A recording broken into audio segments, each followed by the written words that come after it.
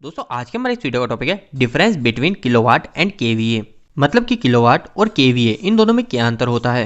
दोस्तों यह question electrical के इंटरव्यू के नजरिए से भी काफी ज्यादा इंपॉर्टेंट है। तो इस वीडियो के अंत में मैं आपको हमेशा की तरह इंटरव्यू के अंदर आपको क्या बोलना है वो भी आपको बताऊंगा, जो आप इंटरव्यू में बोल के अपना इंप्रेशन काफी अच्छा बना सकते हो। तो दोस्तों आज के हमारे इस वीडियो को स्टार्ट करते हैं। दोस्तों सबसे पहली चीज आपको यहाँ पे दो वर्ड दिख रहे हैं, एक तो दिख रहा है हमारा किलोवाट और एक दिख रहा है आपको केवीए। तो दोस्तों पहले हम थोड़ा इन दोनों को समझ लेते हैं क्या कि ये दोनों होता क्या है इलेक्ट्रिकल के अंदर। दोस्तों एक चीज सबसे पहली चीज आपको ये याद रखनी है कि हमारी ये दोनों जो चीज है किलोवाट और केवीए, ये दोनों ही हमारी पावर है। पावर का मतलब हमारे इलेक्ट्रिकल के अंदर की ताकत। किलोवाट भी हमारी पावर होती है और केवी भी हमारी पावर होती है। अब दोस्तों हमारी ये दोनों ही पावर होती है, तो किसी उपकरण का नाम तो हमारा किलोवाट में होता है और किसी उपकरण का नाम हमारा केवी में होता है। जैसे अधिकतर आपके मन में ये भी क्वेश्चन आता है कि हमारा जो ट्रांसफॉर्मर होता है उस ट्रांसफॉर्मर की रेटिंग तो केवीए में होती है, पर हमारी जो मोटर होती है उस मोटर की रेटिंग किलोवाट में होती है। तो इसके ऊपर तो मैंने ऑलरेडी एक वीडियो बना रखा है, अगर आपको वह वीडियो देखना है तो इसी वीडियो के मैं एंड इसके सेशन डाल दूंगा, आप वहां से वो वीडियो देख लीजिएगा। पर दोस्तों इस वीडियो के अंदर मैं आपको बिल्कुल बेसिक से बता रहा हूँ क्या कि किलोवाट क्या होता है और केवी क्या होता है, और फिर बाद में मैं आपको बताऊंगा कि इन दोनों में डिफरेंस क्या होता है। तो दोस्तों ये चीज तो मैंने आपको बता दी कि ये दोनों ही हमारी पावर होती है। तो दोस्तों ये दोनों पावर अलग अलग कैसे हैं? तो दोस्तों इसको आप एक काफी अच्छे उदाहरण समझ सकते हैं। जैसे कि हमारी मोटर है, ठीक है, ये एक हमारी मोटर है। अब इस मोटर को चलाने के लिए मैं क्या करूंगा दोस्तों, सिंगल फेज की मोटर मान लेते हैं, तो मैं इसके अंदर एक फेज और एक न्यूट्रल जोड़ूंगा, ठीक है, यही करूंगा इस मोटर को चलाने के लिए। तो दोस्तों जब मैं इस मोटर को चलाने के लिए सप्लाई जोड़ता हूँ, तो इस सप्लाई के द्वारा मैं इसके अंदर क्या करता हूँ, हमारी इलेक्ट्रिकल की पावर को भेजता हूँ, मतलब हमारी इलेक्ट्रिकल की एनर्जी को भेजता हूँ। तो दोस्तों असलियत में मैंने इसके अंदर कितनी एनर्जी भेजी वो तो हो जाती है हमारी केवीए। केवी का मतलब होता है दोस्तों हमारी टोटल पावर, ये चीज आप ध्यान रखिएगा, टोटल पावर। अभी आपको इसको और आसान शब्दों में समझा दूंगा।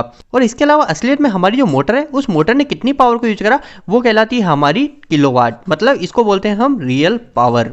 तो दोस्तों इन दोनों का आप ऐसे समझ सकते हो, मैंने यहाँ लिखा है केवी जो होती है वो केवी होती है पूरी पावर, जितनी हमने पावर भेजी, जितनी हमारी इलेक्ट्रिकली पावर गई वो पूरी पावर हमारी केवी होगी। पर दोस्तों हमारी असलियत में मोटर ने कितनी पावर को उपयोग करा वो कहलाएगी किलोवाट, मतलब जितनी पावर उसने उपयोग में ली। क्योंकि दोस्तों जब भी हम किसी उपकरण को इलेक्ट्रिकल एनर्जी को भेजते हैं, जैसे हमने इसके अंदर फेस और न्यूट्रल भेजा, तो दोस्तों क्या होता है कुछ ना कुछ लॉस हो जाता है बीच के अंदर, या फिर हमारे जो उपकरण उस उपकरण के अंदर भी कुछ लॉस हो जाते हैं। लॉस का मतलब आप ये समझ सकते हो वेस्ट हो गई, हमारी इलेक्ट्रिकल के अंदर कुछ ऐसी एनर्जी है जो वेस्ट हो गई इस मोटर को चलाने के बीच में ही।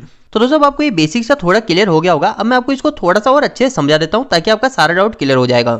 तो दोस्तों जैसे मैंने अभी आपको बताया था कि हमारी जो केवी होती है वो केवी होती है पूरी पावर, यानी हमारी इलेक्ट्रिकल के अंदर जितनी एनर्जी भेजी वो पूरी एनर्जी। तो दोस्तों हम इलेक्ट्रिकल के अंदर एनर्जी कैसे भेजते हैं, तो हम क्या करते हैं कि तो वोल्टेज भेज देते हैं और हमारा एक करंट भेज देते हैं। तो ये दोनों जैसे ही भेजते हैं तो हमारे इलेक्ट्रिकल के अंदर पूरी एनर्जी चली जाती है। तो हमारा वोल्टेज और करंट को भेजने के बाद में जो बनता है वो बन जाता है हमारा केवीए।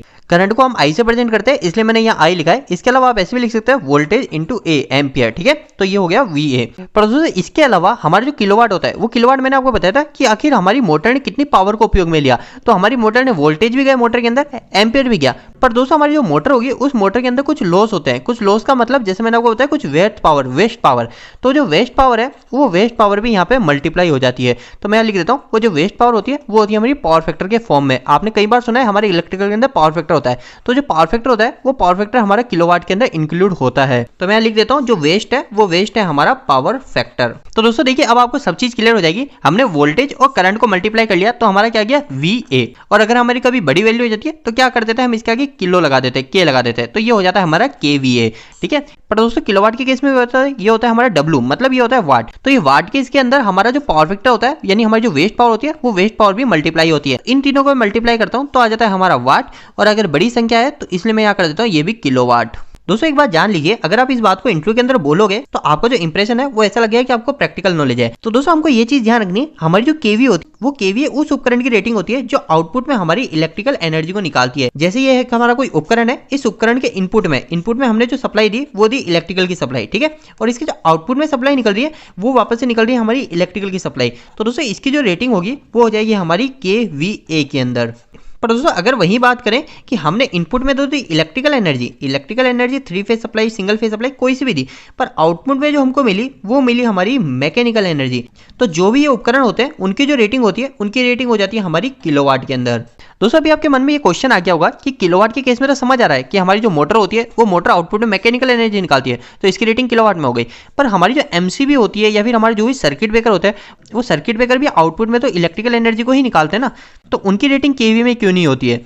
तो दोस्तों एक चीज ध्यान रखिएगा, हमारे जो सर्किट ब्रेकर होते हैं, जैसे बड़े सर्किट ब्रेकर जैसे एसीबी हो गया, वीसीबी हो गया, तो उन सब की रेटिंग तो हमारे केवीए के अंदर ही होती है। पर जो हमारे जो छोटी सर्किट ब्रेकर होते हैं, जैसे अगर हम एमसीबी की बात करें, एमसीसीबी की बात करें, तो दोस्तों इनकी जो रेटिंग होती है वो होती है एम्पियर के अंदर। आपने पता है कि हमारी जो एमसीबी होगी वो एमसीबी है कोई 63 एम्पियर की, कोई है 20 एम्पियर की, इस तरीके से होती है। तो दोस्तों इसकी रेटिंग भी हमारी केवी के अंदर ही होती है। वो कैसे होती है देखिए, इसके अंदर क्या होता है, जो भी हमारा सर्किट ब्रेकर है, चाहे एमसीबी है या एमसीसीबी है, इनके जो वोल्टेज होते हैं वो वोल्टेज फिक्स होते हैं। जैसे हमारा जो एमसीबी है, इस एमसीबी को मैं उपयोग में लूंगा 415 वोल्टेज पे, तो वोल्टेज इसके अंदर फिक्स कर दिया और एम्पियर उन्होंने हमको बता दिया 63 एम्पियर की एमसीबी है, तो एम्पियर यहाँ पे फिक्स हो गया। तो यहाँ पे 63 एम्पियर एमसीबी फिक्स हो गई, वोल्टेज उन्होंने फिक्स बता रखा है 415, तो इन दोनों को मल्टीप्लाई करूंगा तो ये हो जाएगा VA। पर हमारी जो एमसीबी होती है ये छोटे एम्पियर में उपयोग में ली जाती है, तो इसकी रेटिंग VA में ही फिनिश हो जाती है। अगर इसकी रेटिंग 1000 के ऊपर जारी होती है तो यहाँ पे केवी आ जाता, तो ये उपकरण भी हमारा केवी के अंदर ही आता है। मतलब आपको इतना सा ध्यान रखना है कि ऐसा उपकरण जो आउटपुट में इलेक्ट्रिकल एनर्जी को निकाल रहा है वो उसकी रेटिंग हमेशा हमारे केवीए में होगी। इसके अलावा आप एक और चीज भी याद रख सकते हैं कि जिस भी उपकरण की नेम प्लेट पे चाहे वो मोटर हो या फिर कोई भी उपकरण हो, उसकी नेम प्लेट पे अगर आपको पावर फैक्टर की वैल्यू दिख रही है ना, पावर फैक्टर की वैल्यू दिख रही है कि पावर फैक्टर इसका 0.8 है या पावर फैक्टर इसका 0.9 है, ऐसा दिख रहा है कि इसके अंदर वेस्ट पावर कितनी है, तो उसकी रेटिंग आपको हमेशा किलोवाट के अंदर ही मिलेगी। और दोस्तों ऐसा किस लिए होता है कि हमारे जो आउटपुट में जिसमें इलेक्ट्रिकल एनर्जी मिल रही है उसकी रेटिंग केवीए में क्यों होती है? तो दोस्तों ऐसा इसलिए होता है क्योंकि हमारे जो इलेक्ट्रिकल के लोड होते हैं वो लोड अलग अलग टाइप्स के होते हैं। जैसे हमारी जो मोटर हो गई, कोई हमारा लैंप हो गया या फिर हमारा फ्रिज हो गया, टीवी हो गया, हमारे जो इलेक्ट्रिकल के लोड होते हैं वो लोड अलग अलग टाइप के होते हैं।